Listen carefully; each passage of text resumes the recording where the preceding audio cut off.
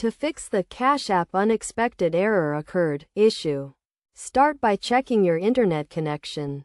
If you're using Wi-Fi, try switching to mobile data. And if you're on mobile data, switch to Wi-Fi. This often resolves the problem. If the issue persists, ensure your Cash App is updated to the latest version, as outdated apps can restrict features and cause errors. Update the app and try launching it again. If the problem remains, go to your device's settings. On an iPhone, navigate to General, then iPhone Storage. Locate the Cash App, and select Offload App. On an Android device, go to Apps, find the Cash App, and clear both the cache memory and entire data. After clearing the data, reinstall the app and log into your account. This should resolve the issue and prevent further unexpected error occurred messages.